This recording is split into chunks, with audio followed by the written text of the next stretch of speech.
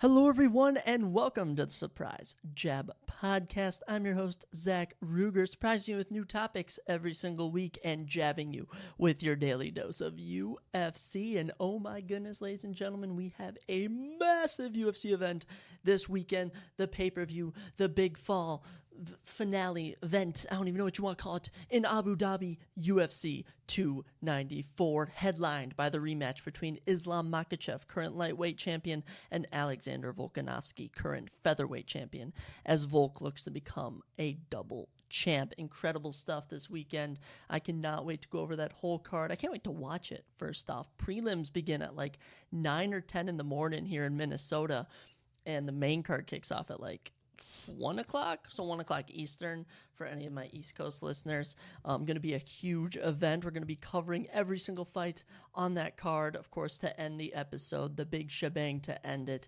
Going to be lots of fun. Of course, going to be talking about all the new fight announcements that have happened in these last 3 days. I mean, a bunch yesterday. A bunch went down Wednesday. That would have been October 18th. Yes, today's the 19th as I'm recording this. So we're going to be covering all those fights. Going to be doing a brief little MLB playoff check-in. Nothing much. Just going to see what's happening. Of course, doing my NFL Week 7 picks. And as always, other stuff along the way. But yes, almost Friday. By the time most of you are listening to this, it'll probably be Friday. Very excited for the weekend to come. Going to be fun. Maybe go to some of my school's hockey games. Of course, we are a top 25 hockey team in the nation. That is right. Super exciting stuff. Probably go to some parties, hang with the boys, and I mean, UFC 294 is what's going to make my weekend. Also, Sunday, I'm doing this My Place Mile for my, if I've mentioned on past episodes, I'm doing this like company thing where like we're called Evergrowing Co. We sell sweatshirts, so if you guys want to buy one of those, you can go to Evergrowing Co. IBE on Instagram. I always post it on the Surprise Jet Podcast story and my personal Zach Ruger Instagram story. Follow us on Facebook. We do have a TikTok, but, you know, don't really post anything on there. I was supposed to be the one doing all that stuff, but, I mean, I just make little UFC reaction TikToks. I don't really choreograph? Yeah, that's probably the right word, choreograph TikToks. I don't really know if anything's going to come of that, but be sure to check us out. And, yeah, we're doing a little mile run with, like, our charity. Our nonprofit we are partnered with called Mankato Youth Place. So, should be good. All profits go to them. Very much excited to do all that. But yeah, let's get the ball rolling. You know, had a good day of classes. Got to see some of my classmates. I actually enjoy my classmates this semester, which is a big surprise from like other years, or my last 2 years, where I've only had a couple classes where I've enjoyed actually going. So this has been a very good semester, been a very good week, been a good day, I'll say. So let's keep it going. Kicking us off, let's talk about, actually we'll do a little MLB playoff check-in. I think so, because that's just going to be brief. You know me, I don't really follow the MLB playoffs. I don't really follow the MLB in general. It's nothing personal. Baseball just isn't for me. I actually played it like my first kindergarten to like 6th grade. I played T-ball, coach pitch, then actual baseball. And yeah, it just was never really for me. I wasn't terrible, but, you know, I wasn't necessarily like worthy of playing like traveling baseball. You know, it was always like community ed and stuff. So that never really stuck with me. But the 2023 postseason been rolling along. The Texas Rangers currently lead the Houston Astros 2-1. They actually play in Game 4 tonight. On tonight as we speak, October 19th. So you'll find out tomorrow who won. And as for the Diamondbacks and Phillies currently lead 2-0. They also play in Game 3 tonight, October 19th. They've been on a roll from what I've seen. So definitely going to say that the Phillies are looking to be the team to advance. I mean, they won their Game 2 10-0. They won Game 1 5-3. So, I mean, Texans won Game 1 over Houston 2-0. Texans also won 5-4, but Houston 8-5 yesterday beat the Texas Rangers. So we'll see what comes of all that, but been pretty interesting. I'll say it sucks that the Twins got out. Very unfortunate, but it is what it is. The World Series is approximately going to be kicking off October 27th. Wow, Game 1, October 27th, Friday. Wow, so that's coming up, boys. That's actually next week, so we'll know who's in the World Series by the end of next week. Cool stuff there. That's your little MLB check-in, little MLB playoff check-in, if you will. Nothing really much to go over as far as baseball's concerned. But, it's not too bad of a sport. I have some friends that play baseball. I know some people that play it. And I would watch them play, but I wouldn't necessarily go out of my way to watch an MLB game. But if it's on the TV, there's no shame in checking it out. But moving on to a bunch of fight announcements, just insane. I mean, I record usually on Mondays and Thursdays, so we pretty much have anything after I'm done recording Monday, anything before I record Thursday, and then just Tuesday and Wednesday. And in that time period, there always seems to be so many fight announcements. So we got a lot to talk about here. We'll kick off with some non-UFC related stuff, but two UFC veterans going down bare knuckle fighting championship December 2nd, Salt Lake City, Utah. Mike Perry will be taking on Eddie Alvarez, two UFC legends. Of course, Eddie Alvarez, former UFC lightweight champion. Of course, the man Conor McGregor knocked out at UFC 205. Most people know him from that, unfortunately, and the press conference and such. But now he's coming off a big win over Chad Mendes, another former UFC fighter in bare knuckle fighting. Picked up a good win there, and he's back in action. As for Mike Perry, Mike Perry, another UFC vet, fought in the top 15 of welterweight a couple of times, but coming off a big bare-knuckle fighting championship win over Luke Rockhold, another UFC veteran. All these old UFC guys just seem to be going to bare-knuckle fighting at this point. But Mike Perry also beat MVP, a notable Bellator fighter, Michael Venom Page, who might be coming to the UFC soon, actually. He beat him in bare-knuckle fighting. What else? Mike Perry's done a lot. He was the backup fighter for Logan Paul and what's-his-face, Dylan Dennis, and now he's taking on Eddie Alvarez, so that should be a super interesting fight. I'll probably catch it somehow. Not going to say on here how I might be watching that. I call it unfortunate news, but it's honestly not that unfortunate. Jennifer Maia, who is currently the number 11 women's flyweight, chose not to resign with the UFC after her last fight where her contract expired. She was 2-1 her last 3 fights and now is going to be a free agent. So Jennifer Maia no longer in the UFC. We'll have a new UFC women's flyweight in the rankings come next Tuesday. So keep your eyes out for that. But yeah, honestly, not going to miss her too much. Her probably biggest career accomplishment was winning round 2 over Valentina Shevchenko when she fought for the title. Other than that, she got dominated for 4 other rounds. So goodbye, Jennifer Maia. Nice seeing you, but your time has come. And now, honestly, there were a couple of other UFC fighters who got the boot, if you want to say it like that. They got kicked out or they just got released, but none really notable, so no sense in covering them. New fight announcements. We have a big one for UFC 296, the big pay-per-view to end us out in December, headlined by Leon Edwards and Colby Covington, as Cody Garbrandt, former bantamweight champion, is taking on Brian Kelleher. Cody coming off a win, a UFC career-saving win over Trevin Jones back in March. He'll take on Brian Kelleher. I have no idea what Brian Kelleher's record is at the moment. That guy's just been floating in and out of getting wins. And there was a time that he was actually going to be in the top 15, but that time has sadly passed. Let me just clarify. He's coming off, he's on a 2-fight losing streak, but I'll give him the benefit of the doubt. One of those is to Umar Nurmagomedov, and the other one is to Mario Batista. Both of those guys are absolute killers at bantamweight. But yeah, Cody Garbrandt, Brian Kelleher should be an interesting matchup. I'll probably go with Cody Garbrandt for that, but I don't really expect much. Also, going down at UFC 296, we have Shamil Gaziev taking on Martin Buday. Martin Buday is currently the number 15 ranked heavyweight in the UFC, and this is just, I absolutely love this, as Shamil Gaziev is coming off of a win on the Dana White's Contender Series from this past season. He said he wanted to debut against a top 15 heavyweight, and they gave him his wish. I know Martin Buday is on like a 5 or 6 fight winning streak in the UFC.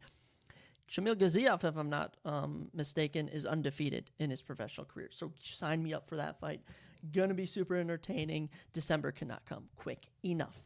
Also announced for UFC 296. This might just be the most stacked card of all time. And the UFC just always seems up themselves. They just always seem to do it.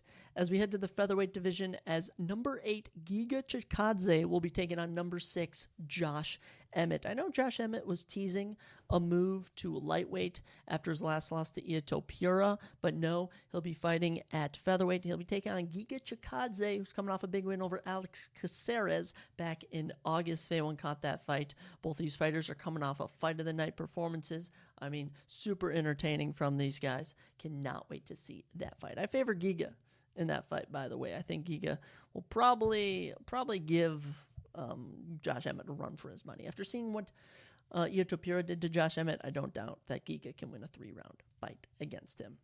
Let's talk about the big one, though, ladies and gentlemen, if I can pronounce right. And that is the December 2nd UFC Fight Night card in Austin, Texas, going down at the Moody Center. Going to be a historic event. I mean, this is one of the most loaded cards I have ever seen. The recent fights they just announced yesterday was Beneil Dariush versus Arman Tazukri. And if no one knows, Beneil Dariush is currently number 4 at men's lightweight in the rankings. Arman Tazukri at 8. So we have a top 5 fighter fighting in the lightweight division. And guess what? That fight is not even the main event, as it was announced number 9 ranked lightweight and number 12 ranked Bobby Green. Dan Hooker's at 9 and Bobby Green's at 12, I should say. Getting ahead of myself, will be fighting in the main event. So logic just thrown out the window.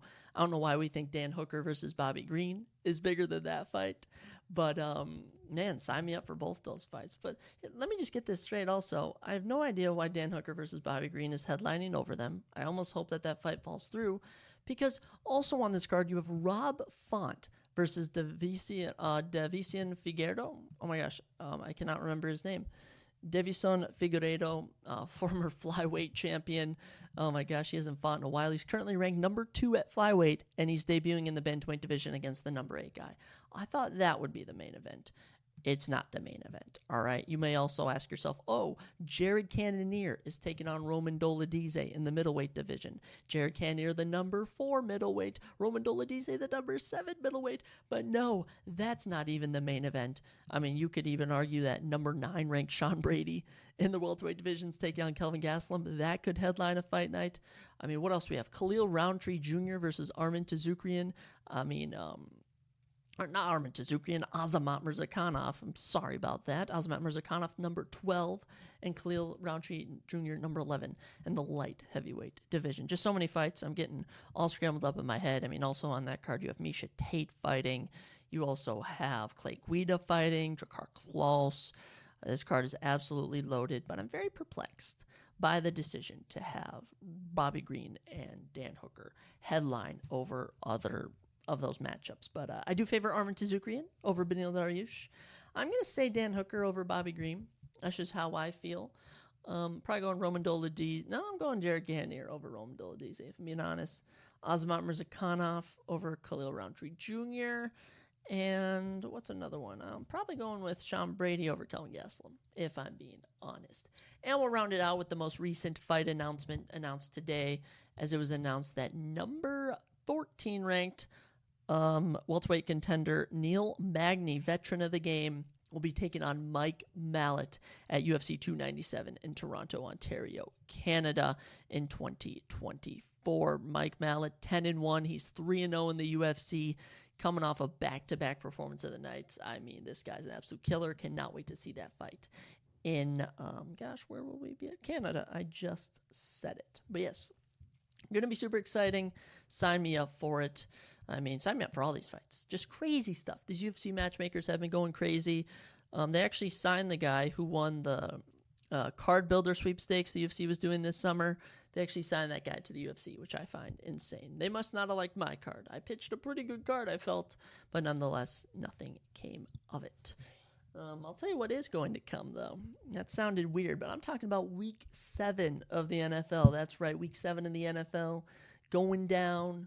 We have a game actually going on as I'm recording between the Jaguars and the Saints, but I haven't watched it yet. I haven't looked at any of the statistics yet, so my picks are still official. All right, we're coming off of a down week, I will say. Week 6, I only got 9 correct picks. Not as good as my 12th pick week in week 4. So we're looking to bounce back this week. We're looking to be perfect. We do have a couple teams on the bye this week. The Panthers are on the bye, thank goodness. 0-6, desperately in need of a bye. You also have the Bengals. They'll be going on a bye, but they are in a little 2-game win streak, so hopefully they can collect themselves and get back to their form. You also have the Cowboys going to the bye. I mean, they're coming off a big Monday Night Football win over the Chargers. 1-game win streak sitting at 4-2. Their defense, super impressive this season. Texans also going on a bye. The Texans been such a surprise this season. I'll say 3-3. They're actually positive in points, 4 points against, coming off of a big win over, oh my gosh, who did they upset someone last week, didn't they? The Texans, they beat the Saints last week. That's right. I remember that game because Dameon Pierce did nothing for my fantasy team. Gosh, one of the biggest letdowns, I swear. Cannot with that guy. Jets also going on a bye after the huge upset over the Eagles. They're now on a little 2-game win streak, 3-3. It's Jets team, man. I really hope they make the playoffs. Sneak in the wild card. Maybe Aaron Rodgers returns and we just see some history. That would be so cool. And the last team on the bye this week is the Titans, one of the most unpredictable teams in the league. They're at 2-4, 2-game losing streak.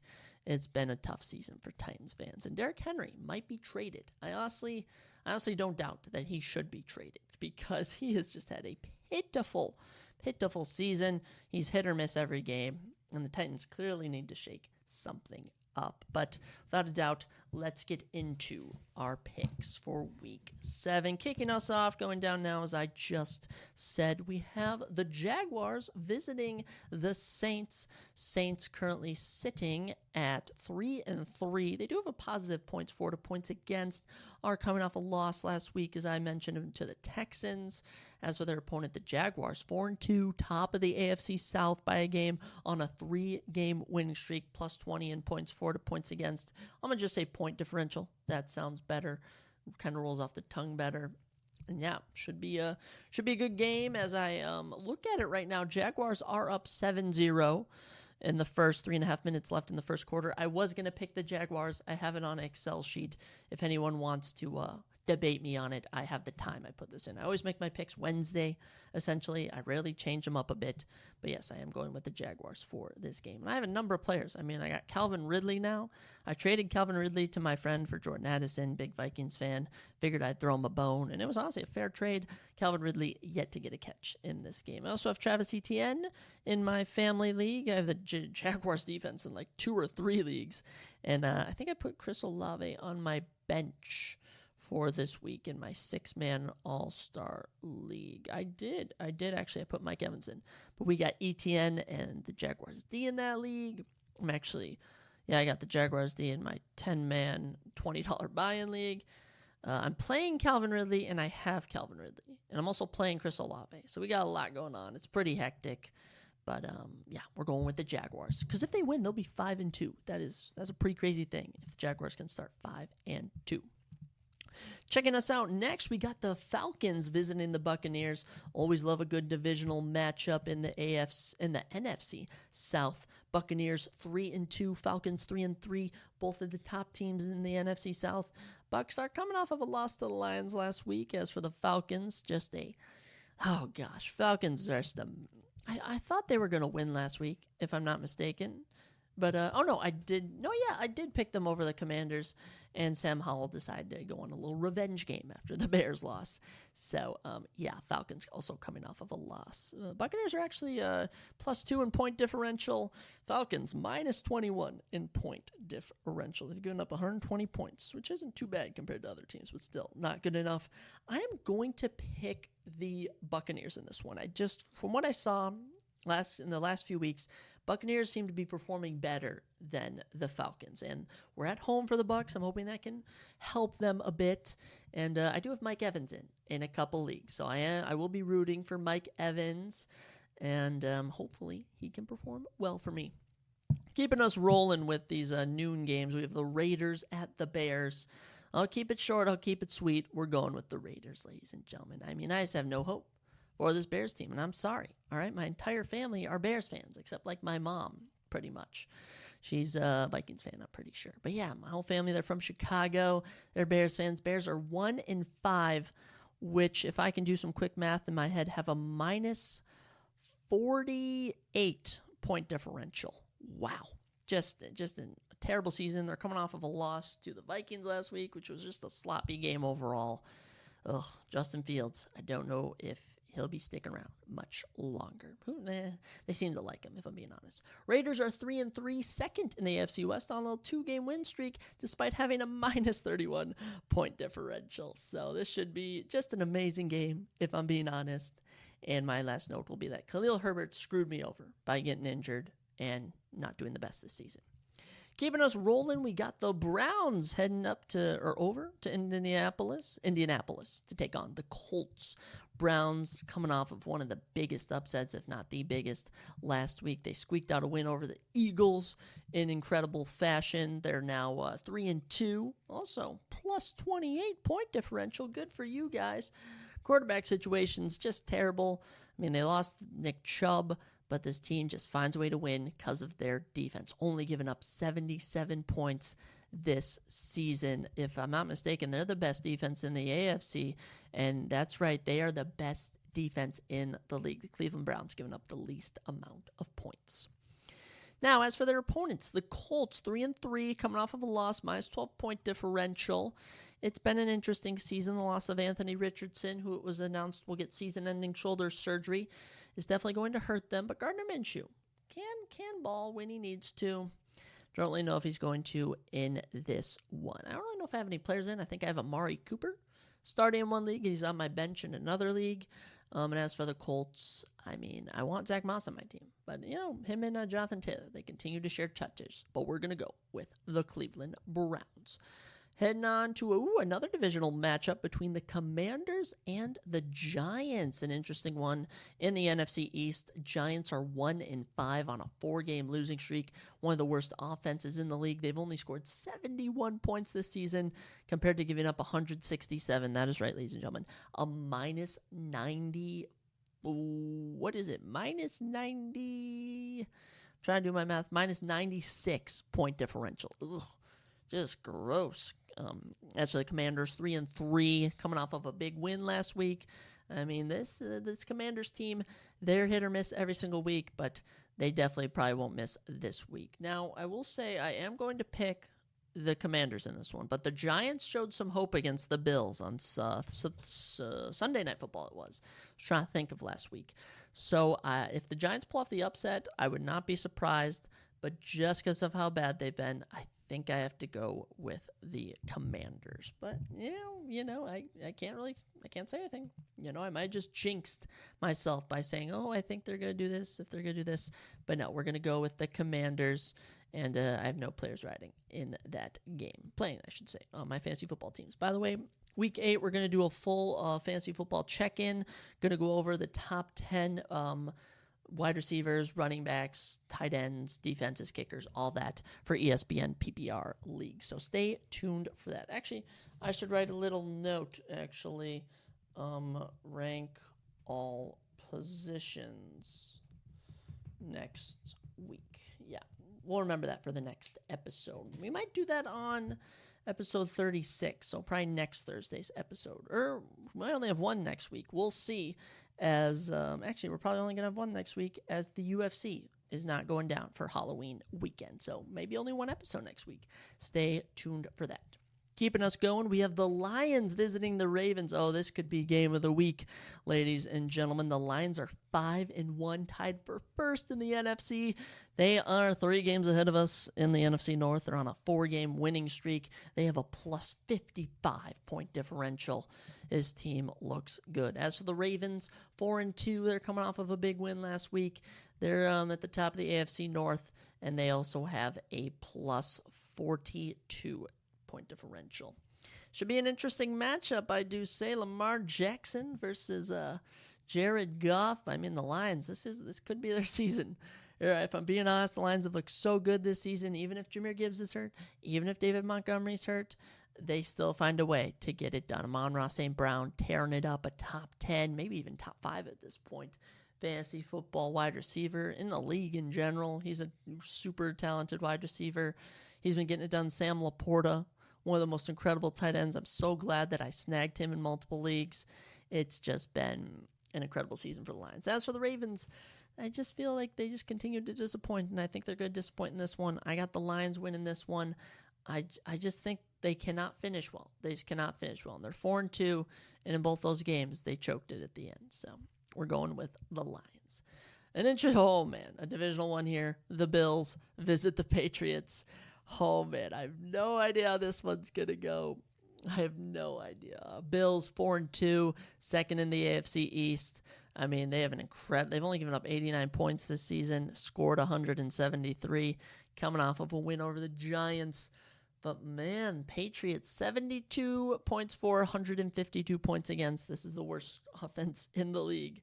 I stand corrected to when I said it was, who did I say it was earlier? I think, was it an NFC team that only had, the Giants have 71. Oh, the Giants are actually worse by a point. So the Patriots are the second worst team offensively in the league. They've also given up 152 points defensively on a 3-game losing streak. And, even if they show signs of hope, I just cannot pick them over the Bills. But I'd compare this to that Commanders-Giants game, where these divisional games, they always seem to have some more implications than it would seem. So we'll see. Hunter Henry definitely going on my bench this week. He has done nothing. Disappointed me over and over again. Cardinals and Seahawks. Wow, divisional matchups running crazy this week. That'll be going down in Seattle. The Cardinals 1-5. I mean, a 3-game losing streak. I mean, as for the Seahawks, 3-2. Not too shabby, a plus 18 point differential. Gino's been doing his thing. Both of their losses to the Lions and to did they beat the Lions? Who did the Seahawks lose to? Now that I'm reminiscing over who they played last. I know they lost to the Bengals last week. They beat the Giants. The Seahawks beat the Panthers. Seahawks also, who did they play in week 2? I just cannot find who they played in week 2. They played the Lions. They lost the Lions. They lost the Lions. They beat the Lions. So they lost in week 1. Seahawks lost in week 1 to the Rams. Okay, we found it. Their losses are to the Rams and to the Bengals. So not too bad of a teams to lose to. I will say that the Cardinals are pretty freaking bad this year, and the Seahawks are playing decently, so we're going to go with the Seahawks. I don't think I have anyone in fantasy in that game. I wish I had Kenneth Walker. That guy's a beast. Steelers and Rams keep us rolling as we head down over to Los Angeles. Man, the Steelers, but honestly, not too bad this year. I mean, they're sitting at a decent 3-2. They have only scored 79 points, so not a really good offense. I mean, they have the worst offensive coordinator, Matt Canada, in the freaking league. But, I mean, Kenny Pickett tries his best. I mean, who's their running back now? Warren, Najee, who even plays? Deontay Johnson, George Pickens, they do their things. And, of course, they have the best defensive player, TJ Watt, or one of the best, if not the best, in the league. And their opponents, the Rams, just have upgraded with this Cooper Kupp. I mean, coming back from injury, Cooper Kupp already proven that he is still one of the best, if not the best, wide receivers in the league. Rams are 3-3 coming off a win last week with a plus 21 point differential.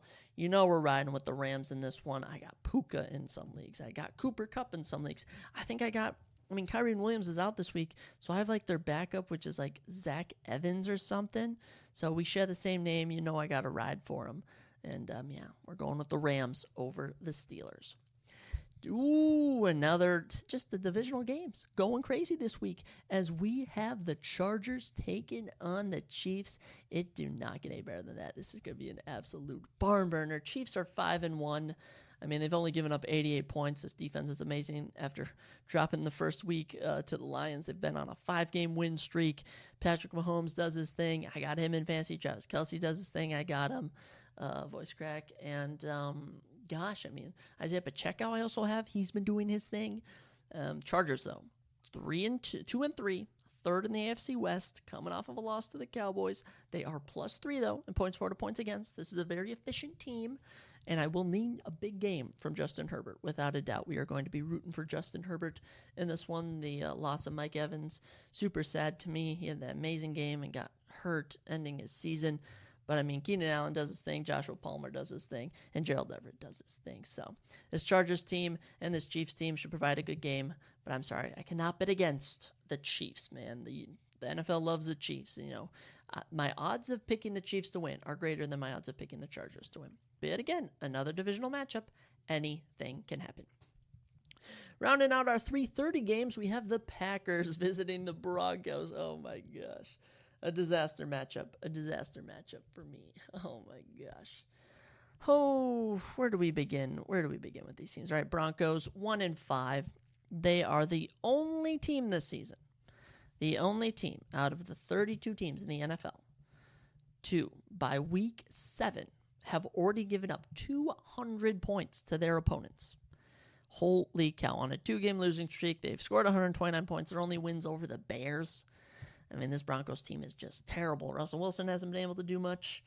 I actually do need McLaughlin, their backup running back, to do well. He's somehow my starting running back in one of my leagues. I have no running backs in that league. Let me actually read you my team in my Cato boys, my Mankato friends league we got down here. I mean, I have, what is his name? Jaleel McLaughlin. As I mentioned, Zach Evans. We got Tyreek Hill, Cooper Kupp, Sam Laporta, Mike Evans, San Fran D. Jason Myers is in as my kicker this week, and we have Justin Herbert. But, I mean, my backup running backs, Chuba Hubbard and Miles Sanders, who's ever healthy, and Dameon Pierce. It's just terrible. Terrible to be a player on my team in that league. But, we're like 3-3, so not too bad. As for the matchup here, Packers coming off of a bye. It'll be interesting to see how they perform. They are currently second in the NFC North. They're 2-3, dead even point differential at 0, 113 scored and given up. They are on a 2-game losing streak, though. So after starting 2-1, they've dropped their last 2. But I think they, you know what? I got to give it to them. I'm sorry, the Packers, I got to give them this game. I think Jordan Love comes out swinging, does his thing. But there's just no way that they don't get it done. But I do root for the Broncos. I'll be rooting for the Broncos divisionally. Before the pick'em, I'll always have the Packers as the team to pick. Let's get into this Monday Night Football game because it is Monday night. No, we forgot about Sunday night, I should say. Sunday Night Football is even better than Monday Night Football, and my Vikings play on Monday night, as the Sunday Night Football game is between the top team in the AFC and the top team in the NFC, or tied for first, I should say, as the Dolphins visit the Eagles. This is going to be an insane matchup. The Eagles, 5-1. They have a plus 31 point differential. They got upset last week. All right, plain as can be, they got upset. And I know the Jets definitely surprised them in that one, but Jalen Hurts has been performing insane. DeAndre Swift having a career rebirth. Devontae Smith, A.J. Brown. Who else do we got over here? Do you have Zachuis or whatever? Ochanadis, Zaduis, whatever. You got, what's the tight end's name? What is the tight end's name? Dallas Goedert. This team is insane. The defense, Darius Slay is just crazy. This Eagles team looking to make it back to the Super Bowl and get some revenge. But they got to play the number 1 offense in the NFL, the Miami Dolphins, on a 2-game win streak. Their only losses to the Bills. They're 5-1. 223 points for. Absolutely crazy. They've given up 156. Obviously, the defense isn't what it is, but this offense. Tua Tagovailoa having an insane year as QB. Okay, you got Tyreek Hill. All right, the number 1 wide receiver in the league. Currently, according to Fantasy Football, he's the number 1 wide receiver in the league. You got Jalen Waddle. You got Braxton Berrios. You got Mike Gesicki at tight end. My goodness. Actually, no, Mike's on the Mike Gesicki was traded to the Patriots. Who is their tight end? I don't know. They don't Smithy. I think it's Smithy or something. But and who am I thinking? If you got Devin Achane and Raheem Mostert, when they're both healthy, that's your best. You also got Jeff Wilson Jr. The running back room is incredible. You have Tyreek Hill and Tua. That's just unfair. This Dolphins offense is insane, and that's right. I'm going to say it's an upset pick. Dolphins over the Eagles this week. Eagles are at home. They certainly should be favorited in this game, but we will be going with the Dolphins here. I just like this Dolphins team. I like Tua Tagovailoa. I like Tyreek Hill. I like Raheem Mostert. And, I'm going to need Raheem to do his thing. All right, I'm going to need Raheem to do his thing. But in my family league, guys, I have Patrick Mahomes. He's currently the number 4 QB starting. But I could potentially start Tua Tagovailoa, who's the number 3 QB. So I don't know what a more favorable matchup is. Philly for Tua or Patrick Mahomes with the Chargers. I personally think both of them are good matchups, but I'm probably going to keep in Mahomes just because I know for a fact the Chargers secondary is trash. But I'll have to make that decision when the time comes. But yeah, we got Raheem Mostert in multiple leagues. So, I'll be rooting for him. And I got Tyreek Hill in the league. Love that, man. So Dolphins over Eagles. The Monday Night Football game, the big shebang to end out Week 7. We got a huge one, guys. The 49ers take on my Minnesota Vikings. Oh, man. I don't know how we're going to do it. But the Vikings are going to beat the 49ers. That's right. Without Justin Jefferson, we're going to do it. Just by sheer luck, guys. Just by sheer luck. Let me tell you something. Vikings, having a tough year. All right? It's obviously not ideal. All right? I'll say it. Okay? We are sadly 2-4. All right? Only -6 point differential, though. I'll just say that. It's not too bad. All our losses, some tough losses. I mean, obviously, we lost the Chargers, heartbreaking loss. Who else have we lost to? I can't even think back to the beginning of the season, for goodness sakes. Who the frick have we played? Obviously, we played the Eagles. I mean, honestly, probably could have done better in that game. Who else have we played? I can't even remember, and it doesn't even matter because we're 2-4, and actually, who have we played? No. Week 1, who did we lose to? Week 1, we lost to the Bucs. That one hurt. That Bucs game hurt. Okay, I won't lie. The Bucs game was unfair. That game didn't count. All right, I don't know what happened in that game. Now, week 2, Vikings did unfortunately lose to the Eagles on Thursday Night Football. That was a tough one. Then we lost the Chargers, so we were 0-3. Then we beat the Panthers. Then we lost the Chiefs. All right, so we've had a tough schedule. I forgot about that Chiefs game. I'm just forgetting about these games. All right, the season's flying by. But Vikings, we can do it. All right, Alexander Mattison, don't sleep on him. He's having a big game this week. Jordan Addison, all right, he's going off. KJ Osborne, you got Brandon Powell back there. TJ Hawkinson, all right, the boys can do this. We got Danielle Hunter on D. I mean, our defense is ready, okay? Now, I won't lie. I am starting the 49ers defense this week in one of my leagues as they are probably going to do some nasty things to the Vikings. They've only given up 87 points this whole season. 49ers have scored 184. They are just like the Eagles, man. 5-0, got upset last week. But, I mean, they have a plus 97 point differential. This 49ers team is good. Brock Purdy looks to rebound this week. Who knows if Debo will play? Who knows if Christian McCaffrey will play? He'll still have Kittle, Brandon Ayuk. This team is loaded, but I got to pick the Vikings, man. Every week we pick the Vikings, okay? Because I'd rather not pick them. I'd rather pick them and get it wrong than not pick them. Because then I'd be like, okay, my team won, but I didn't pick them. So does it really count? No, you got to pick the team you want to win. So we're going with the Minnesota Vikings. That's probably my upset of the week, actually. Okay, so, yeah, it is. Honestly, that'd be a bigger win than Dolphins over Eagles, without a doubt. Let's recap everything. We got Jaguars over Saints. We got Buccaneers over Falcons.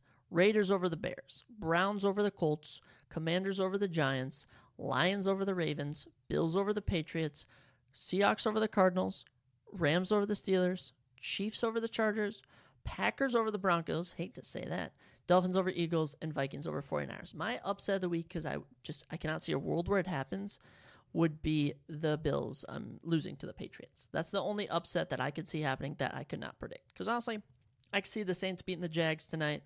I could see Falcons winning. I could see Bears winning. I could see Colts all the way down. Just I could not see this Patriots team beating this Bills team. So I'll say if that happens, that would be insane. But I'm definitely not picking it. Without a doubt, I'm not picking that. But we'll see what happens. Current score, actually, as we're checking in, Jaguars are up 14-3, and Travis Etienne has 17.5 fantasy points.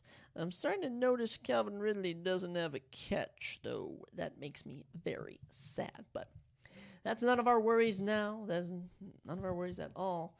As let's get into what I've been waiting all week. This might not be that long of an episode. We'll see how long it takes me to get through this, because there's no surprise topic today. The only surprise thing I got for you is UFC 294. I'm absolutely buzzing over this pay-per-view. When they put events in October, my favorite month of the year, by the way, my birthday month, we get Halloween, the fall's coming along, classes are usually good. Historically, my last 2 years in college, I wouldn't really say my freshman year, but my sophomore and junior year, as of so far, I've had my best classes currently as we're speaking. So I'm super pumped to see what's to come from future Octobers. But I know this October has been good. It's going to be good. And we got UFC 294, which makes it so unbelievably good. The UFC returns to Abu Dhabi, the United Arab Emirates. I mean, just an absolute banger card. Now, I will say the weigh-ins are tomorrow. Some of these fights could be canceled, but as of right now, we have a beautiful, 12 fights? 1, 2, 3, 4, 5, 6, 7, 8, 9, 10, 11, 12, 13. 13 fights will tickle me. I'm spoiled. I am clearly a spoiled only child getting 13 fights. If I'm not mistaken, the main card kicks off at 1. Early prelims kick off at 9, which would leave the main prelims kicking off at 10:30 maybe? I have no idea.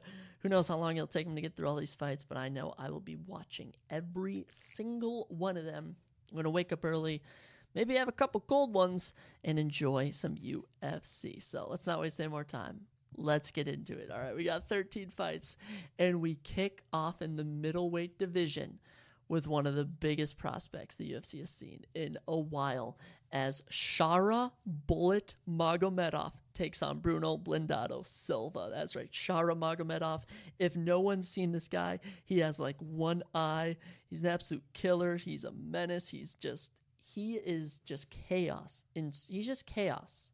That's all I can say from what I've seen. By the way, tell the tape for you. Shara Magomedov, 11-0. Bruno, 23-9. This is not Bruno's first time in the UFC. We'll get to him in a minute. Shara is 6'2" to Bruno's 6 foot, and but Bruno does have a 1-inch reach, 74-73. Both fighters are orthodox. Shara is 29 years old. Bruno is 34 years old. Let me just tell you about Shara real quick. All right, 29 years old, 11-0. 10 of those fights are knockouts. All right, that's insane. Over 90% of his wins are by knockout. All but one of his wins are by knockout, and that one other was a decision win. I mean, this guy is crazy in sambo, kickboxing, jiu-jitsu, you name it. Shara Magomedov loves to fight, and I cannot wait to see the Bullet debut in the UFC. As for Bruno, by the way, Shara from Moscow, Russia, I should say. If you couldn't tell from his last name, Russian fighters tend to do well in Abu Dhabi. Bruno Silva, though, from Parana, Brazil. He is a very notable fighter. Fought in the UFC since 2021. He's gone a stellar 4-3, nothing too impressive. Only been the distance once though. Okay, he usually finishes within the distance. And let me just tell you. First off, he debuts 3 straight knockouts, two of them in round 1, 2 performance bonuses. Then he runs into Alex Pereira. That's right, the former middleweight champion Alex Pereira at 185, currently fighting for the 205 belt in November. After that, gets shockingly submitted by Gerald Meerschaert, bounces back earlier this year by knocking out Brad Tavares in 3.5 minutes, but last time out against Brendan Allen, he got submitted in round 1. That was back in June. I will say Brendan Allen is the number 9 middleweight in the world, so he's super good, but still tough luck for Bruno Silva, and you lose like that, you get fed to the absolute killer that is Shara Magomedov. But I do say one thing that I got to give Bruno Silva credit for is of his 23 wins, 20 are by knockout. Just incredible. 20 of his 23 wins are by knockout. The other 3 by decision. And without a doubt, if you want to theorize who I'm going to pick in this fight, you could guess. You could say, maybe he's going to pick Bruno Silva with the upset. No, we are going with Shara Magomedov. And it's tough to say how he'll do. This being his debut, he may have some jitters, but I'm going to go round 1 sub. I'm going to go round 1 submission. Just because, all he's had are knockouts. Maybe he won't be expecting a submission. But, or Bruno might not be, but we're going to go with a round 1 submission for Shara Magomedov. I cannot wait to watch him debut. Okay. He has such a menacing look. You guys have to look up who Shara Magomedov is. If we ever get into a live podcast or just like where I can record myself and I'm able to flash like pictures on screen or something, this would have been a great opportunity to flash Shara Magomedov. But we'll keep it rolling as we got another Russian fighter. Just incredible. We have Victoria Dudikova taking on Jin Yu Frey. Oh my goodness. This one goes down the women's strawweight division. Victoria Dudikova, 7-0, undefeated, takes on 11-9 Jin Yu Frey. Ugh.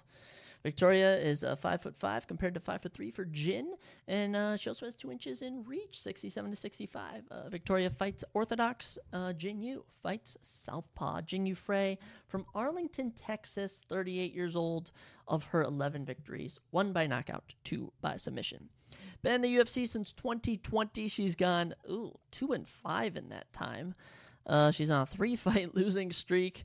Actually got knocked out back in November of 2022 and lost in June this year by decision to Elise Reed. Her 2 wins are over Gloria De Paula and Ashley Yoder. Not much from Jin Yu Frey, I'll say that.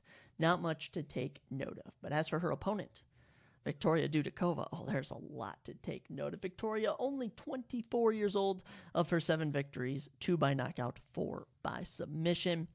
Actually fought on Season 6, Episode 6 of Dana White's Contender Series. She picked up a unanimous decision victory over Maria Silva. She then debuted earlier this year in July, earning a 30-second stoppage against Estela Nunes. I believe Estela Nunes got injured in that fight.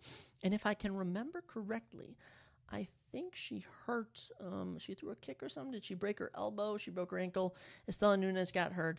Counts as a knockout for Victoria Dudikova, though, as she will take on Jin Yu Frey here. And look, without a doubt, all right, clearly this is going to be a competitive fight, but, I got to pick Victoria Dudikova. I mean, it'd be rude not to. It'd be rude not to pick Victoria Dudikova, and just because we're in Abu Dhabi, they're Russians, we're going to go with we'll go round 2 sub. Round 2 submission for Victoria Dudikova. Really hope she can get it done, especially in a somewhat home crowd. But Jin Yu Frey just shows me nothing. And I mean, you're 11-9. And so far in the UFC, you haven't even had a finish. You've actually been finished twice. And in her whole career of 20 professional fights, she's only ever gotten 3 finishes. So not seen much from Jin Yu Frey. From what I saw, Victoria Dudikova I like, so we're going to go with Victoria Dudikova. I love it. I love it. The early prelims keep rolling as we head to the featherweight division between 2 up-and-comers who could be entering the rankings with a win here, as Nathaniel the Prospect Wood takes on Muhammad Hillman Naimov. By the way, whenever I do like a dramatic pause, that's me reading their nickname, if I have to clarify that for everyone. Nathaniel Wood, 20-5. Muhammad Naimov, 9-2. Muhammad has a 3-inch height advantage, 5'9" to 5'6", and 1-inch reach, 70 to 69. Both fighters fight orthodox, and both fighters are actually Nathaniel's 30 at the moment, and Muhammad is 29. It's very similar in age. I keep forgetting to clarify, but Jin Yu Frey was from Arlington, Texas, and Victoria Dudikova was from Volgograd, Russia. I keep forgetting to mention where they're from, just in case you want to know. So two Russian fighters so far, but Nathaniel Wood is actually from London, England. That's right, notable of London, England. And as for Muhammad Naimov, he's actually from Tajikistan, but actually trains out of Colorado, lives in Colorado. And he actually trains at Fight Team Elevation with Curtis Blades and Corey Sandhagen. If no one knows, Corey Sandhagen, currently the number 4 bantamweight in the world. Curtis Blades currently the number 5 heavyweight in the world. Those guys are really good. So I just thought that was kind of interesting. An interesting note is that he trains with some very talented people. Muhammad Naimov coming off a win over Jamie Malarkey. Actually knocked him out in June.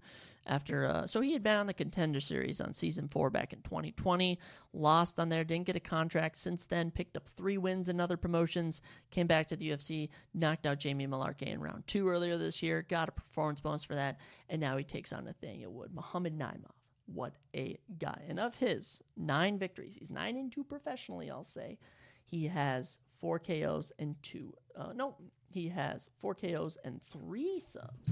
So 7 of his 9 victories are by stoppage. His opponent, Nathaniel Wood, 20-5, by the way, 7 knockouts, 6 submissions for Nathaniel. He also likes to get it done. Currently on a 3-fight win streak. Last beat Andre Feely, July of 2023 in London. And Nathaniel's been doing it since 2018, was originally fighting at bantamweight, decided to move up to featherweight after going on a little 1-2 stretch in 2020. But he has beaten Johnny Eduardo in the UFC, had got him with a dart stroke, submitted Andre Ewell, took John Castanda to a decision, lost an unfair fight of the night decision to Casey Kenny. But on his little run here, he's beaten Charles Rosa, he's beaten Charles Jourdain, and Andre Feely. So Nathaniel Wood is coming to bring it. And I do have to say, I remember last time we were here, we had a Russian. Actually, this was in 2021. We had a London fighter, Leron Murphy, knock out Makwan Amerikani in round 2. So in that fashion, I'm sorry, Muhammad Naimov, but I am going to go with Nathaniel Wood. He's just on an incredible run. He could have fought in the rankings by now. But I'll give him the benefit of the doubt, and we'll say unanimous decision. Should be a good fight, though. I'm certainly torn on it, but these fighters both look good.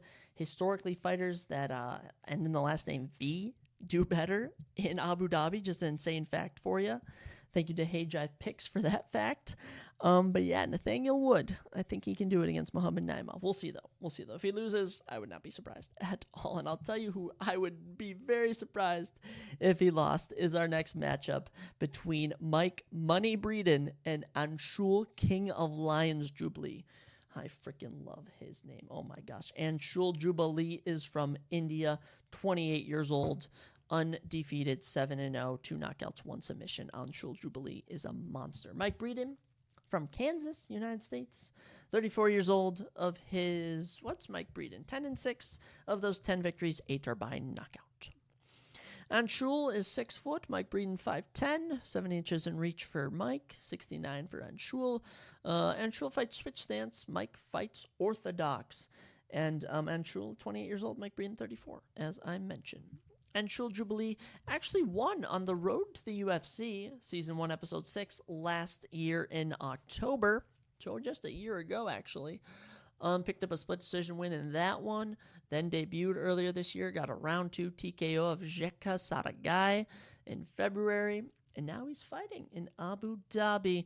He was able to get a contract. Oh, by the way, Road to UFC is this international promotion they did with Asian countries to find new fighters, just in case anyone was curious.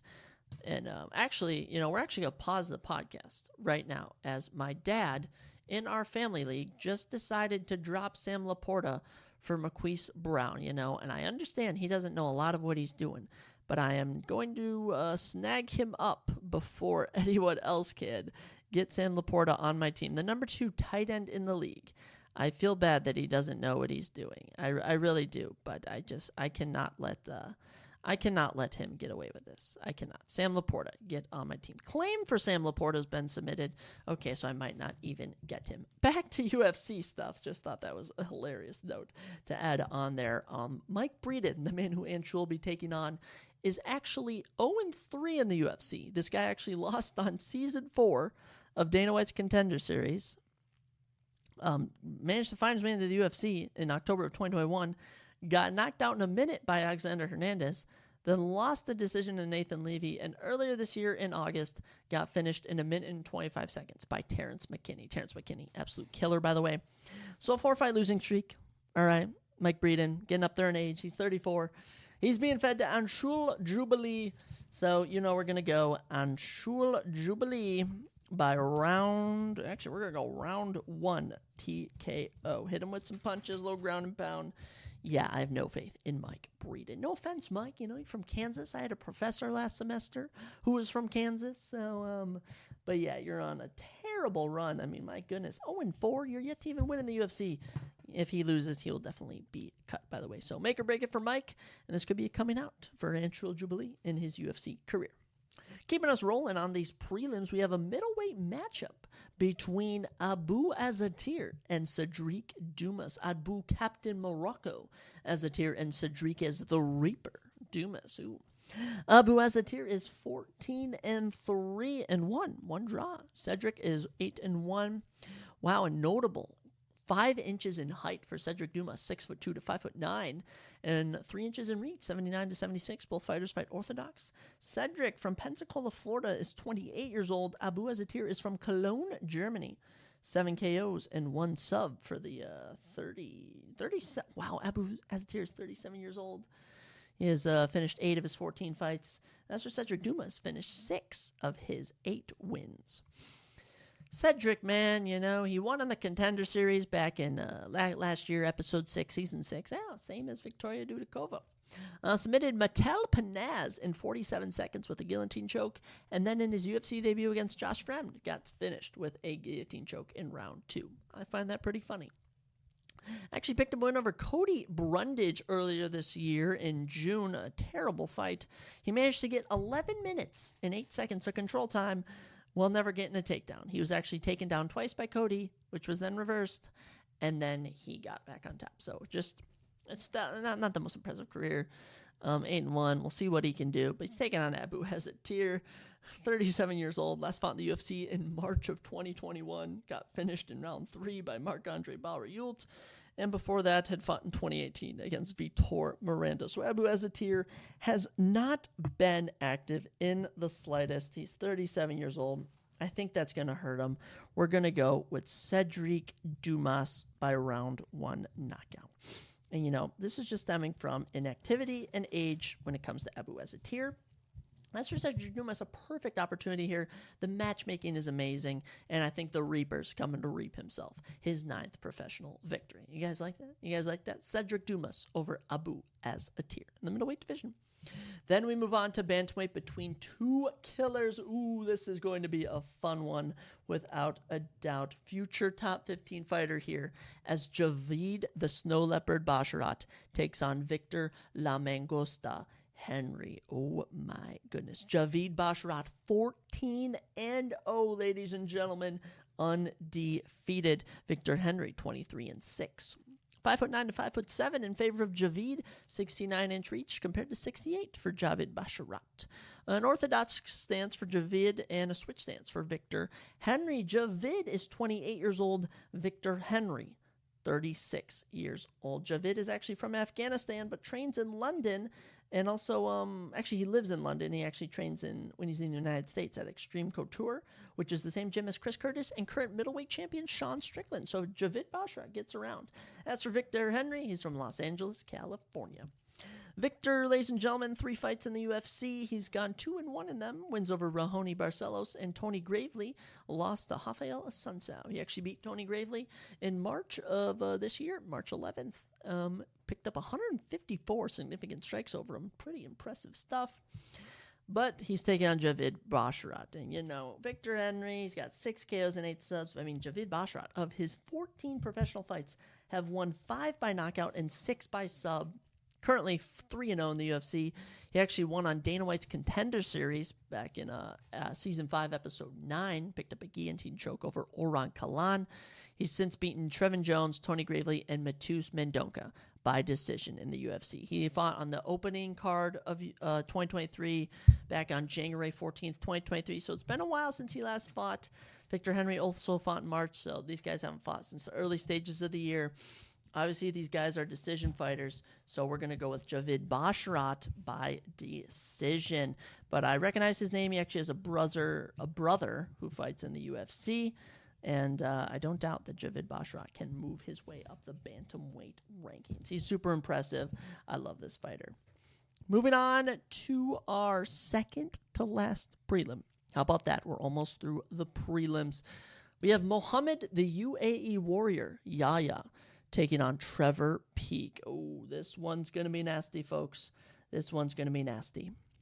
Mohammed Yahya is 12-3, currently on a 5-fight 5-fight win streak. He's fighting Trevor Peek, who unfortunately lost his first ever professional fight his last time out, but it was a absolute barn burner. Both fighters are 5'9", 3 inches in reach for Muhammad, 7'3" to 73-inch reach to 70-inch reach in favor of Muhammad. Both fighters fight a switch stance. Muhammad is 29, Trevor is 28.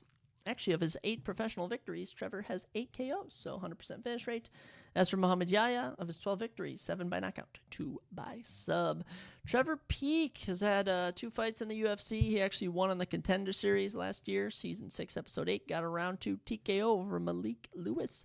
Then debuted with a round 1 knockout of Eric Gonzalez, but unfortunately lost last time out in June when he lost to Chepe Mariscal by unanimous decision. But that was an insane fight. Should have been fight of the night, in my opinion. So this guy can really, really take to. As for Muhammad Yahya, I mean, Trevor Peek is from Alabama, but Muhammad Yahya from the United Emirates. I mean, that's literally his nickname. It's in his name. All signs point towards him winning. But I'm sorry, guys. I'm sorry. I mean, unless he takes down Trevor Peek is catching him, and he's going out. That's right. We're going to go with it. This is kind of an upset pick, if I'm being honest. This is my upset pick. Trevor Peek by round 2 knockout. That is right. That's my upset pick of the evening. I'm aware that Muhammad Yahya should probably be favored in this, but something's telling me to go with Trevor Peek, the Alabama native. He's basically like, who's the featherweight? Oh my gosh, Bryce Mitchell, current top 10 featherweight. I mean, they're both country boys. They love to praise God, hate Democrats. I mean, that's what he does. And he's coming over to the Abu Dhabi and getting it done. But Muhammad Yahya, man, really makes me want to pick him. He looks super talented. And just like that, we're on to our final prelim of the event. That's right, the final prelim. And it's an absolute banger. This could easily have been on the main card, as number 11 ranked Muhammad Mokaev takes on number 10 ranked Tim Elliott in the men's flyweight division. Muhammad Mokaev, nickname is the Punisher, and that's what he's done so far in his professional career, as he is 10-0 with 1 no contest. Tim Elliott, 20-12-1, been in the UFC for quite some time. Both fighters are 5'7", 4 inches in reach though for Muhammad, 70-66. He fights orthodox. Tim Elliott fights southpaw. Muhammad, born July 30th, 2000. That's right, he's a 2000 boy like me. He is 23 years old. As for Tim Elliott, 36 years old. Tim Elliott, actually from Missouri of the United States. As for Muhammad Mokaev, he's from Dagestan, but currently lives in Manchester, where he trains. Manchester, England. Of his 20 professional wins, Tim Elliott has 3 KOs and 6 subs. And of his 10 victories, Muhammad Mokaev has 1 knockout, 5 submissions. And this has just been such a fight brewing to happen. I mean, Muhammad Mokaev has been calling out someone to fight him in the rankings for a while now. Since he debuted in 2022 with a minute submission of Cody Durden, he's since gone on to beat, Charles Johnson. He landed 12 takedowns on him. Oh my gosh, had almost 12 minutes of control time. Then submitted Malcolm Gordon in round 3. Then submitted Rafael Filo in round 3. Last time out in March. This guy's 4-0 in the UFC, 10-0 professionally. 3 finishes in the UFC. He is looking incredible. His grappling's on another level, by the way. He just has some insane grappling. His opponent, though, Tim Elliott, UFC veteran for a long time. On a little 2-fight win streak now, aren't you, Tim? Been in the UFC since 2012. This is year 11 for him. He's just fought a who's who of people. He fought John Dodson in his debut. He lost to Joseph Benavidez. He actually, on a 3-fight losing streak, managed to get a title shot against Demetrius Johnson, where he lost by unanimous decision. He beat Louis Smolka, lost to Ben Wynn, beat Mark De La Rosa. He's lost to Devison Figueiredo, Askar Askarov, Brandon Royval. But, he's beaten Tagir Ulanbekov and Victor Altamirano. In his last 2 fights. Last time out in June, he picked up a unanimous decision victory. So it's been a crazy wide. It's been a crazy ride for Tim Elliott. But man, I just cannot pick against Muhammad Mokaev. Let me just tell you that. All right, and he's picked up 2 round 3 subs. So we got to give it to him. Muhammad Mokaev by, what should we give him, guys? I'm going to say round 2 sub. Round 2 submission for Muhammad Mokaev. And after that, he'll move into the top 10 of the men's flyweight division. But he should be able to pass this test against Tim Elliott. And Tim is ready. Tim is ready to kill against him, by the way. But we'll see what happens. Before we get in the main card, though, I'm going to take a quick break. But before that, we actually have UFC 296 bout order currently announced by ESPN. I figured I'd save this until now. We mentioned it earlier. But here's the current bout order for the card. By the way, there are an astounding 13 fights currently on it, which I hope can last. Obviously, in the main event, Leon Edwards and Colby Covington for the men's welterweight championship. Co-main, Alexander Pantoja versus Brandon Royval for the men's flyweight championship. Also on their top 10 welterweight matchup between Shavkat Rakhmonov and Stephen Thompson. On the main card, also Tony Ferguson and Paddy Pimblett, and another top 15 welterweight matchup between Vicente Luque and Ian Gary. This was all expected. On the prelims, though, the highlight prelim, Josh Emmett versus Giga Chikadze. I would expect that. Also on there, Cody Garbrandt, Brian Kelleher, Alonzo Menfield, Dustin Jacoby. That's a top 15 light heavyweight matchup. And a ranked heavyweight fight between Shamil Gaziev and Martin Buday. On the early prelims, just as good, top 15, actually top 10. Women's bantamweight matchup between Irene Aldana and Carol Rosa. You also have two incredibly talented unranked welterweights, Randy Brown and Muslim Salikov. Tagir Lembekoff and Cody Durden, two incredible flyweights. Cody Durden actually on like a little 4 or 5 fight win streak. And then you have Casey O'Neill versus Ariana Lipski. Also on that card. Going to be super good. It goes down December 16th, if I can get my months put together in Las Vegas. That should be an incredible pay-per-view to end the year, but our focus will be on this pay-per-view when I come back to you just with a snap of my fingers. I'm talking Thanos snap to talk about this UFC 294 main card. And we're back just like that. I mean, it's crazy how fast I can just go from doing my activity to being back on here. Isn't that something? But yeah, let's get it going. 5 more fights. Let's not waste any more of anyone's time. Let's talk over it as we go to the main card. We kick it off with a bantamweight matchup between Said Nurmagomedov and Muin Gafurov. Interesting names here. Muin's nickname is Tajik, and that's probably because he's from Tajikistan. As for Said, he's from Makachev, Russia. Muin actually lives in Virginia now, so if that isn't crazy. Or maybe he trains from there. I don't know. It's what they say about him. Said is 17-3. Muin is also... Muin is 18-5. 5'8", 5'7" in favor of Said, and a 2-inch reach advantage, 70-68 in favor of Said as well. Said fights orthodox. Muin is in the southpaw stance. Said Nurmagomedov, 31 years old. Muin Gafurov, 27 years old. Of his 17 victories, Said has 4 knockouts and 5 subs. Of his 18 victories, Muin has 10 knockouts and 7 subs. Neither man has been finished in their professional careers. Muin Gafurov actually fought on Season 5 of the Contender Series. He lost a decision to Chad Hellinger, and earlier this year fought John Castanda in June. He lost a decision there, but between that gap of 2021-2023, he did fight out of the promotion and was able to pick up some wins, but he is coming in here off of a loss, so hopefully he can rebound, but we'll see what Muin Gafurov can bring to the table. As for Said Nurmagomedov, been in the UFC since 2018, got a pretty decent 6-2 in that run. Wins over Cody Stamann, Sayukab Karakamov, Justin Scoggins, Ricardo Ramos. His 2 losses are to Ryan Barcelos. And his last time out against Jonathan Martinez, a controversial loss, but it's aged pretty well as Jonathan Martinez is now the number 11 ranked men's bantamweight. Look, this is going to be a competitive fight. I can already tell it has all the makings for it. Plus, usually fights that open the main card usually are competitive fights. But I do have to say I am leaning towards Said Nurmagomedov catching the neck round 1 and getting a submission. That's right, Said Nurmagomedov with a round 1 submission. And you know what? I just think it's just going to come just right off the gate.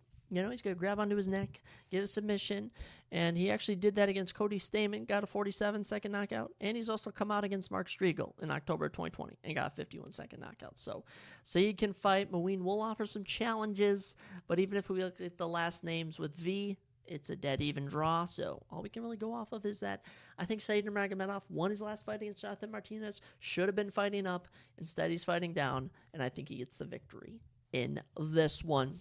Keeping us rolling, we head to the middleweight division where Ikram Alikasarov takes on Ray Alves. This fight's unfortunate as Ikram Alikasarov was supposed to fight what's he ranked now? He's supposed to fight number 11 ranked Nasruddin Imavov in the UFC middleweight division. Unfortunately, Nasruddin pulled out of the fight, and instead Ray Alves steps in on short notice. So thank you to Ray for saving Ikram from not fighting, but sad that Ikram wasn't able to fight Nasruddin Imavov. Ikram is an impressive 14-1, while Ray Alves is 15-6, 6 foot to 5'11" in favor of Ikram for height, 76 to 72 reach in favor of Ikram. Southpaw stands for Ikram and Orthodox for Ray Alves. Ray is 32 years old. Ikram is 30. Of his 14 professional fights, 5 knockouts and 5 subs for Ikram. As for Ray Alves, 4 KOs and 6 subs of his 15 professional victories. Ray Alves, 2-fight losing streak, unfortunately, in the UFC. Last fought January of this year at UFC 283. Lost a split decision to Nicholas Dalby. But I mean, what's his face? Ray's been in the UFC since 2014. I mean, he's been doing this a while. Notable wins. I mean, he actually was the first man to beat Colby Covington, submitted him in round 1. Pretty incredible stuff. He actually won the season, He won, I think, season 3 of the Brazil. He won season 3 of Brazil Ultimate Fighter, something like that. So he's an Ultimate Fighter winner. Losses to Brian Barberena and Kamaru Usman back in 2016. He actually lost to James Krause in 2018, lost to Randy Brown in 2019. Last win was against Munir Lazez. He finished him with a head kick in 2021. So been a while since he last got a win, but Ray is back for revenge.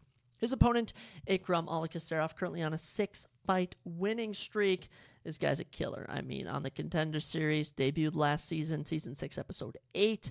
Got a Kimura in 2 minutes over Mario Sosa. And in his UFC debut in May of this year at UFC 288, he knocked out Phil Hawes cold in 2 minutes and 10 seconds. This guy has only lost 1 fight in his career, and that fight was actually to Khamzat Chimaev in a different promotion. I find that absolutely crazy.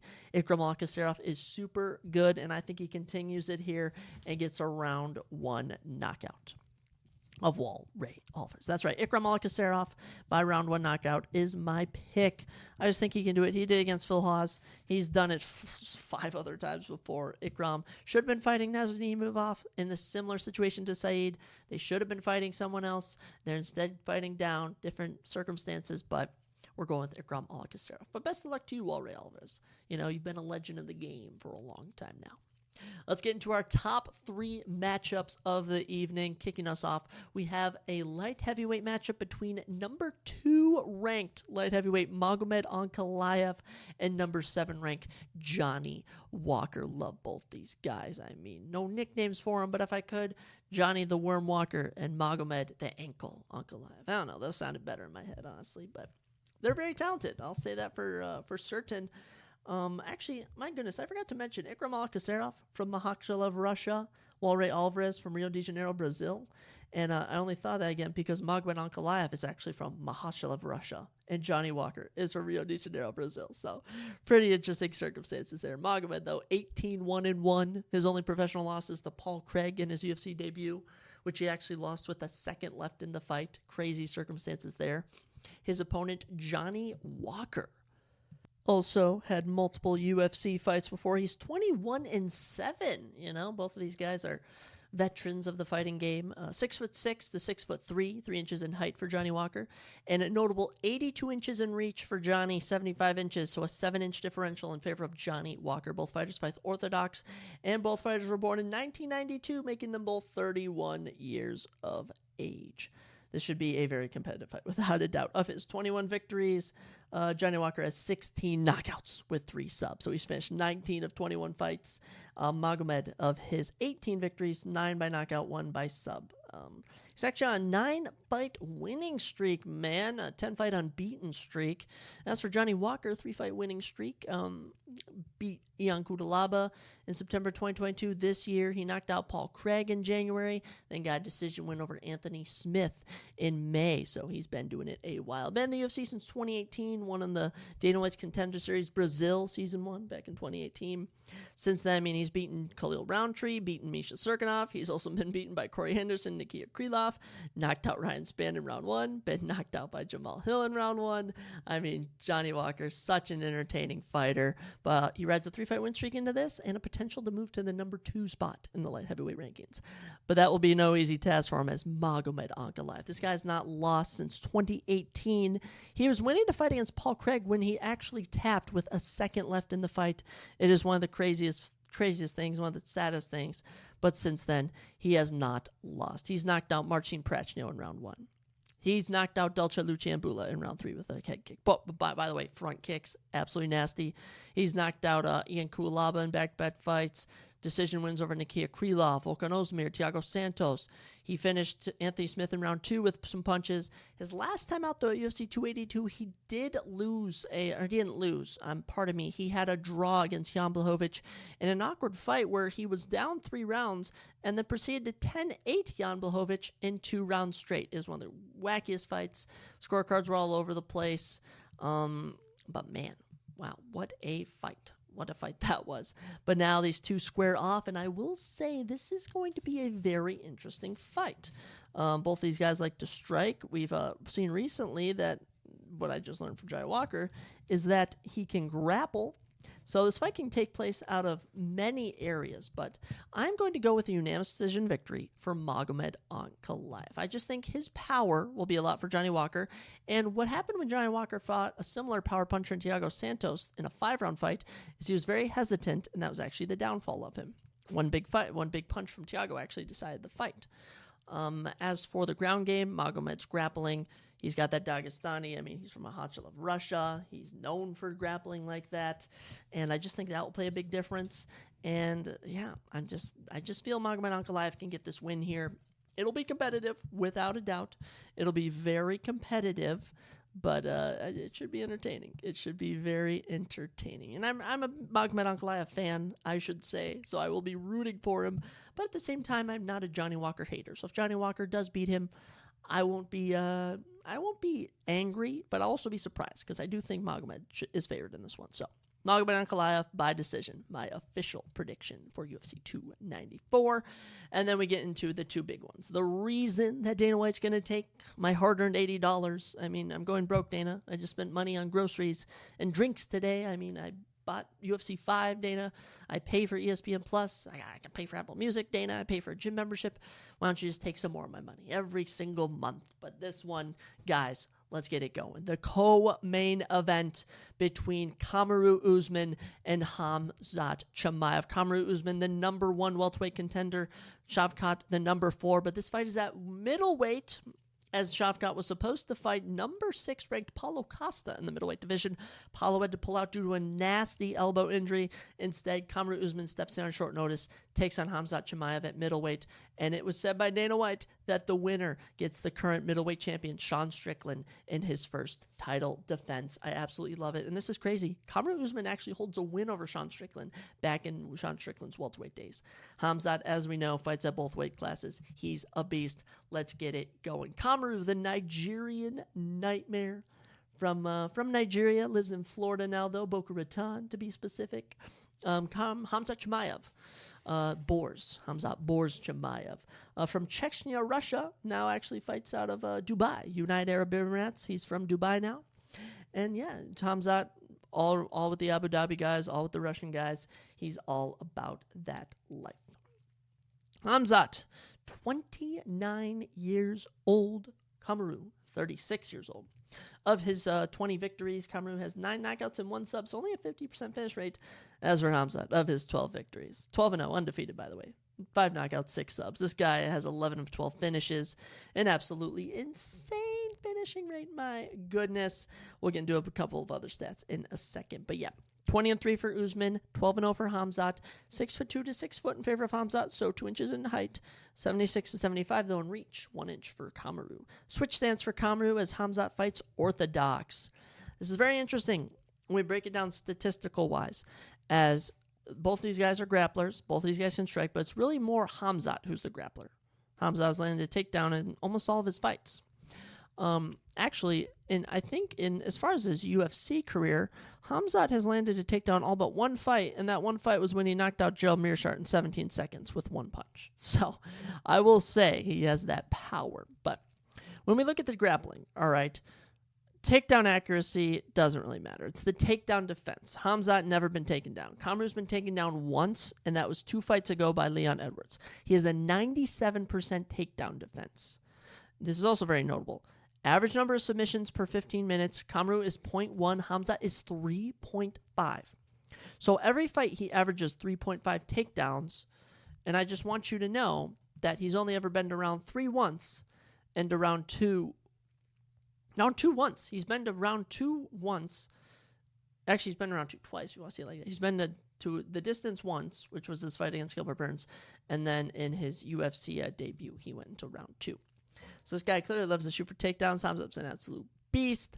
But yeah, this is going to be about who can defend the takedowns, and honestly, it's probably going to be Khamzat shooting. So we'll see what Kamaru can do, but both of these guys got power. Khamzat joined the UFC in 2020. Absolute tear. I mean, he actually fought 2 guys on back-to-back notice. He fought John Phillips and Rhys McKee 10 days apart. Only got 1 significant strike, and through his first 4 UFC fights, only absorbed 1 significant strike. He's actually had 4 fights in the UFC where he hasn't even absorbed a significant strike. In the UFC, he's 6-0. Professionally, as I said, 12-0. Coming off of a crazy win over Kevin Holland. Back, though, in September of 2022. So it's been a while since he last fought. We'll see how that plays into effect. His opponent, Kamaru Usman, legend of the game. I mean, Kamaru's been doing this in the UFC since 2015. He actually is he has the second longest winning streak in UFC history at 15 fights. He was going to tie Anderson Silva before, of course, Leon Edwards knocked him out in round 5 last year. But that run included winning the Ultimate Fighter, actually beating Leon Edwards, beating Alexander Yakola, beating Walray Alvarez, beating Sean Strickland, beating Damian Maia, Rafael Dos Anjos, Tyron Woodley, Colby Covington twice, Corey Masvidal twice, Gilbert Burns. I mean, just an incredible run. Former welterweight champion, easily one of the top 3 greatest welterweights of all time, maybe even top 2. He is on a 2-fight losing streak, though. Leon Edwards got the best of him 2 fights in a row. He lost in March of this year.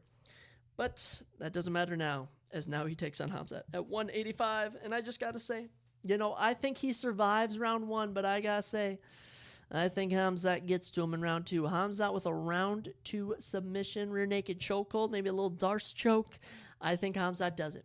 I think Khamzat gets the best of him and takes his spot in the I mean, this is at middleweight. Would he take his welterweight spot?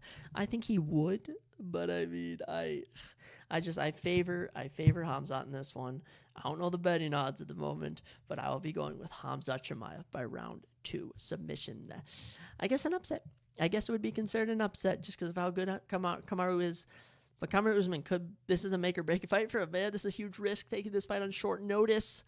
But big risk, big reward, for both men.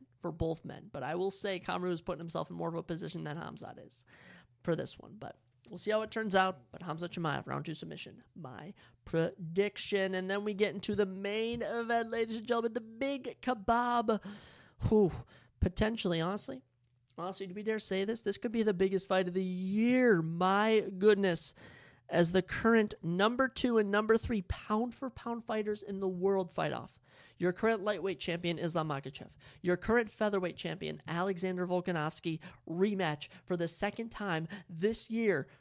Volk going for double champ status. This is crazy. Islam Makhachev. Alexander the Great Volkanovski. These two are absolute legends. Let me just hit you with this cool stat. Islam is currently on a 12-fight winning streak and is currently the longest active streak in the company. He also has his 11-fight winning streak at lightweight is also the longest currently in the company, and the longest ever was Khabib and Tony Ferguson and Khabib Nurmagomedov, by the way, 2 lightweight legends. They had 12 wins, so if Islam wins this, he'll be tied for first for the longest lightweight winning streak of all time. 12 fights currently, though, in the company. He's the top guy. He's the guy you don't want to mess with. But man, Volk wants to mess with him. Alexander Volkanovski taking this on short notice. Islam was actually supposed to rematch Charles Oliveira, the currently number 1 ranked lightweight contender, who he actually beat last October. But that fight fell through due to a cut during training for Oliveira, which was very nasty. Kind of glad he pulled out. But now we get this rematch. Obviously, this card is way better with the pullouts of Paulo Costa and Charles Oliveira, even though I really want to see them fight. Volkanovski, man, 26-2 for 13 knockouts, 3 subs of those 26 victories. And he's actually 11-0 at featherweight, by the way. At lightweight, he's probably like 1-1 or something.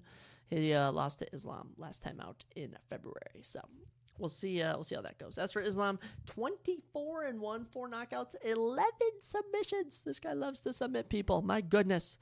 5'10" to 5'6" in favor of Islam, and a 71-inch reach to 70 in favor of Volk, though. He's got them long arms. Alexander Volkanovski, 35 years old. He's from Australia. Islam, 31 years old. You already know this boy's from Dagestan, Russia. Oh my gosh, Khabib's brother. Not actually, but they're close like that. Man, oh man. Orthodox stands for Volk, and Southpaw for Islam, by the way. That's right, Alexander Volkanovski, your current featherweight champion, the number 2 pound-for-pound fighter on the roster. He's been doing this in the UFC since 2016. Actually, a former rugby player. This guy's just unreal athletic. Debuted, TKO'd Yusuke Kasuya, his UFC debut. Next finish was against Jeremy Kennedy in 2018. Next finish was against Chad Mendez, also in 2018. Got fight of the night for that. Would end up being Jose Aldo at UFC 245. He would then beat Max Holloway by unanimous decision. Then beat him by split decision. Would then beat Brian Ortega defending the featherweight belt. Would then beat Korean Zombie defending the belt. Then beat Max again. I mean, he has 3 wins against Max Holloway. Just insane. He suffered his first ever UFC defeat to Islam Makhachev earlier this year in February. That was a very close fight, highly debated on scoring. I do think the consensus, though, is that it was a 48-47 in favor of Islam Makhachev, though. Islam won round 1, Volk round 2, Islam round 3, is Alexander round 4. Or no, I'm trying to think what it was. It was all tied up. No, never mind. Islam was up 3-1 heading into round 5 because Volk won round 5. That is what I remember. And, unlike Islam, who sat by for the full year, Volk went out and defended his belt in July of 2023, destroyed Yair Rodriguez, used his grappling, used his striking, 10-8'd him in rounds 1 and 2, and then TKO'd him in round 3. It was one of the craziest fights. In fact, round 3, the finishing sequence, Yair stings Volk, and Volk eats it, fires off a huge punch, nearly knocks Yair out, then takes him down to the ground and pounds him to death. My goodness, Volkanovski, cannot wait to see him fight. Islam Makhachev, though, as I mentioned, 12-fight winning streak. Debuted in the UFC in 2015, got a nice rear naked chokehold, then was shockingly stung with a punch and suffered his first ever career defeat to Adriano Martins. Just young, being too aggressive. Didn't really get knocked out, was maybe out for a second. That's why the ref stopped it, but it worked out for the best as he would go on to beat Chris Wade, Nick Lentz, Gleason Tebow, Kajan Johnson, Armin Tazukrian. He holds a win over Armin Tazukrian, Davi Ramos, Drew Dober, Thiago Moises, Dan Hooker, Bobby Green, and last October submitted Charles Oliveira. Now, obviously, earlier this year beat Alexander Volkanovski, so this will be his 3rd title fight. But man, oh my goodness, Islam, so talented. Both these guys are. I love both of them. I don't want to see either of them lose, but times have changed since February. My life has changed. Your life has changed. Everyone's life has changed.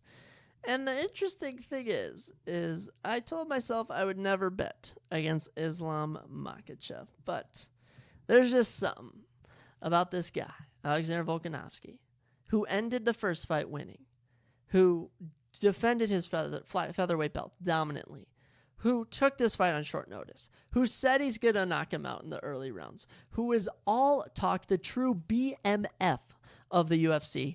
We're going with Alexander Volkanovski this time around to win the lightweight championship and become double champion. That's right. That's right. I mean, it's in Abu Dhabi. It's short notice. It's just all the odds are stacked against him. But that's when I love to make my pick. So you know what I got to do? Alexander Volkanovski, round 2 knockout. Book it. He's stinging Islam. He's punching him into the ground. And he's taking the belt down to Australia. He's going to be the double champ, the down under double champ, Alexander the Great Volkanovski. That's my prediction, boys. I know I'm a little risky on it. I'm a little torn. I mean, Islam is super talented. But, I mean, Volkanovski, man, I just can't get over it. He's such a badass for this, and I just got to root for him. And if I pick Islam and he wins, yeah. But if I pick Alexander Volkanovski and he wins, I'm going crazy. Plus, I mean, we went 0-5 for the first time ever in my UFC picks career last weekend. We gotta come back with some heat, clearly. We gotta come back with some fire. And, that's what's going to happen on this card. Cannot wait for UFC 294 going down Saturday, October 21st in Abu Dhabi, United Arab Emirates. And that's that, folks. That's the end of the video. That's all I got. The video, the podcast. Obviously, I could be a YouTuber if I got the equipment. But no, I chose to do podcasts. That was my career choice. No, this isn't what I do as a career. I'm a broke college student. UFC 294, gonna be great. Let me just end it by recapping all my picks. Starting off on the early prelims, we got Shara Magomedov over Bruno Silva, round 1 submission. Victoria Dudikova over Jin Frey, round 2 submission. Nathaniel Wood over Muhammad Naimov by decision. Anshul Jubilee over Mike Breeden by round 1 TKO. Who else do we got? Heading into the normal prelims, we have Cedric Dumas over Abu Azatir, round 1 knockout. Javid Basharat over Victor Henry by unanimous decision. Trevor Peek over Mohamed Yahya by round 2 knockout. And what else do we got? We have Mohamed Moikaev over Tim Elliott in the flyweight division by a round 2 submission. We have Said Nurmagomedov on the main card over Muin Gafurov by round 1 submission. We have Ikram Alakaserov over Walray Alvarez by round 1 knockout. Magomed Ankalaev over Johnny Walker by unanimous decision. Hamzat Chimaev Bors over Kamaru the Nigerian Nightmare Usman, round 2 submission. And round 2 knockout for your one and the only, the great Alexander Volkanovski over Islam Makhachev. I cannot wait for this card, ladies and gentlemen. Thank you for listening. I appreciate it so much. I appreciate all my listeners, the time you take to listen to this. Follow me on all my socials. TikTok, search me up, Zach Ruger, ZTR2002. On Verdict MMA, it's ZR2002. Instagram, Zach Ruger. Snapchat, add me, Zach Ruger. Twitter, add me, Zach Ruger. Talk to me. Let me know what your guys' thoughts are for the fights. Let me know if you want to come on the podcast. Let me know if you have any ideas for the podcast. Ladies and gentlemen, UFC 294 this weekend. Week 7 in the NFL also this weekend. It don't get any better than this. Have an amazing weekend yourselves, and I'll see you guys next time on the Surprise Jab Podcast.